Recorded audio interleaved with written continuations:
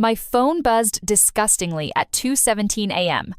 The vibration was sharp, invasive an electric jolt tearing through the silence of my darkened bedroom. I jerked awake, disoriented, my heart hammering against my ribs as if trying to escape.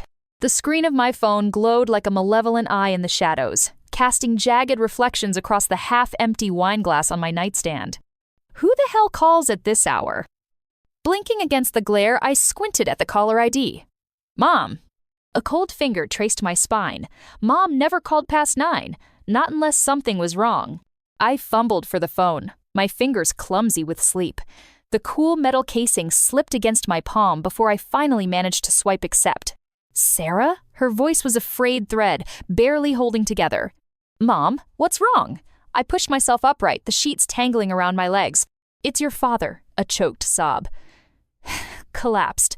They took him to St. Mary's. Sarah, it's his heart. The words hit like a sucker punch. Dad? My father was a mountain of a man, the kind who still lifted weights at 55 and scoffed at the idea of retirement. He'd had a minor arrhythmia years ago, but nothing serious, nothing like this. They said they need $5,000 up front, the insurance deductible. They won't even stabilize him until... I'll send it. I cut in before she could finish. My throat was dry, my pulse roaring in my ears. Just tell me where. I was already out of bed, my bare feet slapping against the hardwood as I lunged for my laptop. The screen flared to life, illuminating the scattered papers, unpaid bills, and the half-finished travel itinerary I'd been obsessing over for weeks.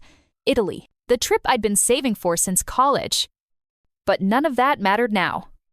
The bank transfer took less than a minute. $5,000, almost everything I had gone in a single click. Done, I whispered into the phone. They should have it now. Mom's breath hitched. Thank you, baby. Thank you. I'll call as soon as I know more. The line went dead. I stood there, staring at my reflection in the blackened screen. My own face looked back at me pale, wide-eyed, a stranger wearing my skin. 3 days later, the lie unravels. I was scrolling through Instagram on my lunch break, mindlessly thumbing past influencers and memes, when a familiar face stopped me cold. Happy 50th, Uncle Mark! The post was from my cousin Lisa. A glittering, obnoxious banner stretched across the screen, framing a dozen photos of my parents' house decorated. Balloons, a buffet table stacked with shrimp and champagne. A fucking live band. And there, in the center of it all, was my father. Smiling. Drinking. Alive. The timestamp read, posted 3 days ago. The night Mom had called me. The night I'd sent the money. My fingers trembled as I zoomed in. Mom was wearing the emerald necklace she'd always wanted, the one she'd claimed was too expensive, when I'd offered to chip in for her birthday.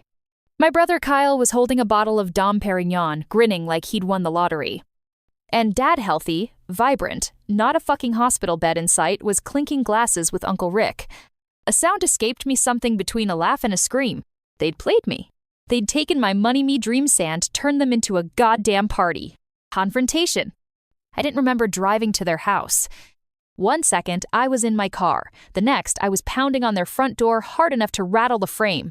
Dad answered, still wearing a stupid paper crown. Sarah? His grin faltered. What up?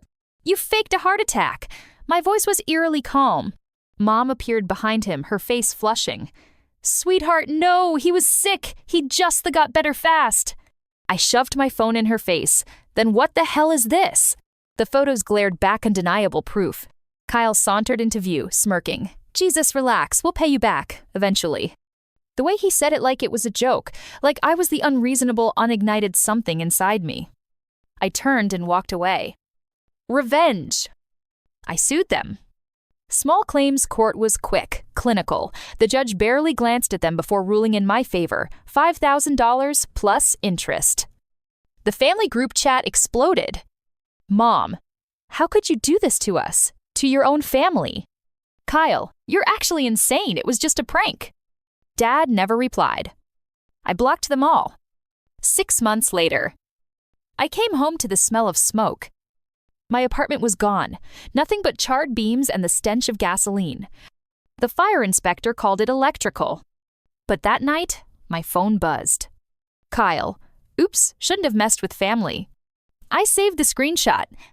Now, the hospital room was quiet except for the steady beep, beep, beep of the heart monitor. Kyle lay motionless, tubes snaking from his arms, his face swollen beyond recognition. His car had accidentally veered off the road, accidentally wrapped itself around a tree. I leaned close, my lips brushing his ear. "Oops," I whispered, holding up his own text on his unlocked phone.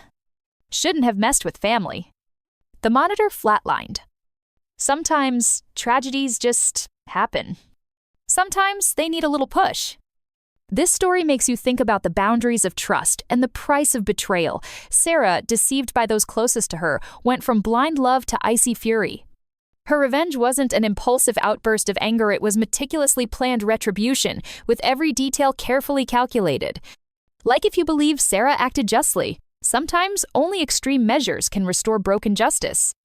Comment, "Kyle got exactly what he deserved," if you think betrayal must be paid in full, or share your thoughts.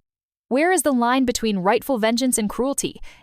Subscribe for more psychological thrillers about revenge, where characters face moral dilemmas and make impossible choices. Coming soon, new stories about how far people will go when betrayed by those they trusted most. Do you think Sarah's revenge was justified? What would you have done in her place? Share your thoughts in the comments, we want to hear your perspective.